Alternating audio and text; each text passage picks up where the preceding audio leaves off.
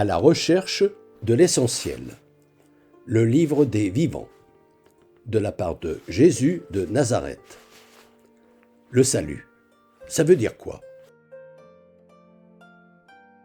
À partir de « Moi, je baptise dans l'eau, mais au milieu de vous, il est quelqu'un que vous ne connaissez pas, l'agneau de Dieu, celui qui ôte le péché du monde. C'est lui qui baptise dans l'Esprit Saint, dit Jean-Baptiste. » Que peut bien vouloir me dire cette parole aujourd'hui? 1. Le péché.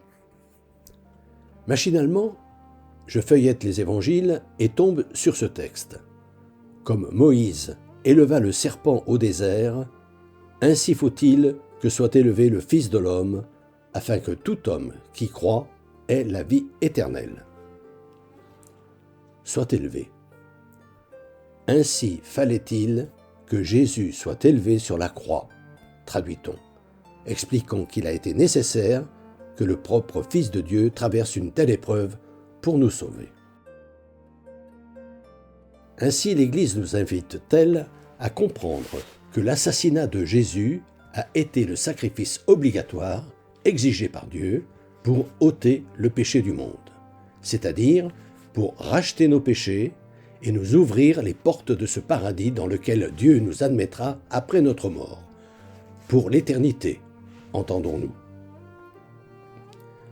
Tandis que je m'étonne que ce sacrifice ait lieu hors les murs et non à l'intérieur du temple de Jérusalem, et me demande si ce genre de sacrifice ne contrevient pas à l'ordre formel de Dieu quand, retenant le bras d'Abraham qui allait lui sacrifier son fils unique, il manifesta de façon on ne peut plus claire qu'il condamnait tout sacrifice humain, si cet interdit ne doit pas être étendu aux autels de l'égoïsme et de l'ambition des hommes, et qu'émerge l'idée que le péché ôté par Jésus a peut-être une signification d'une toute autre amplitude que celle d'une faute dont nos premiers parents, symboliques, et nous à leur suite, nous serions rendus coupables, me vient une question. Mais au fait, suis-je vraiment un pécheur? Suis-je un pécheur? Si pour moi, péché s'arrête à commettre ces actions clairement mauvaises, que sont tuer, voler, tromper sa femme, porter un faux témoignage, etc., alors je ne me considère pas comme étant un pécheur. D'ailleurs, suis-je vraiment loin de la vérité si j'avance qu'ainsi pensent la plupart des hommes et des femmes, dont la majorité des chrétiens qui se disent pratiquants, lesquels, bien qu'ils étendent intellectuellement la notion de péché à ce que l'on convient d'appeler nos manquements quotidiens, s'en accommodent si bien qu'ils ne changent presque rien à leur comportement. Quand je participe, ou plutôt assiste, à une messe ou à un culte, suis-je conscient d'être un pécheur, même si je l'affirme? Il serait bon de regarder de plus près ce qu'il en est de cet axiome de base. Que chacun vérifie donc qu'il regrette vraiment ses fautes, qu'il a bien la volonté réelle et de s'améliorer et d'amener celles et ceux qui lui sont confiés à entrer dans la demeure de Dieu, le royaume de la vérité, ce qui est le tout premier but du commandement de Jésus, aller porter la bonne nouvelle à toutes les nations, c'est-à-dire à tous. Mais si pécher, c'est satisfaire les appétits de ma chair, mon égoïsme, et de mon intelligence, mon orgueil, sans m'en distancier pour les maîtriser, alors oui, je suis un pécheur. Au contraire de Jésus, qui appréciait de pouvoir se rassasier quand il était invité, mais se satisfaisait tout aussi bien de quelques grains de blé glanés avec ses disciples quand il n'avait rien à manger, ou se contentait d'une simple pierre pour poser sa tête quand il ne trouvait pas où se loger. Ce qui m'amène à me demander, qu'est-ce que le péché? Et de répondre, comme cela m'a été enseigné, le péché, c'est d'abord le péché originel, ce péché commun à tous dont nous héritons dès notre conception. C'est ensuite tout ce qui, de notre fait, va directement ou indirectement à l'encontre de l'amour que Dieu souhaite nous voir dispenser.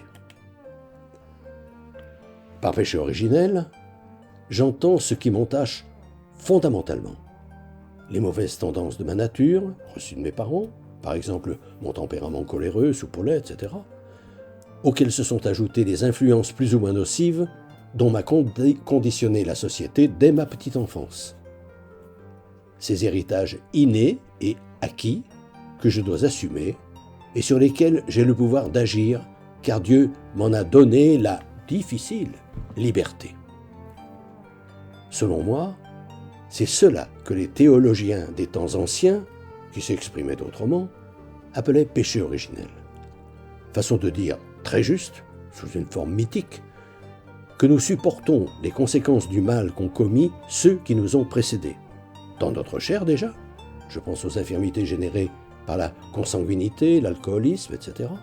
Et aussi dans la société des hommes, car ce péché originel s'étend également à l'état de la terre que nous avons reçu de nos parents et qu'à notre tour, nous léguerons à nos enfants.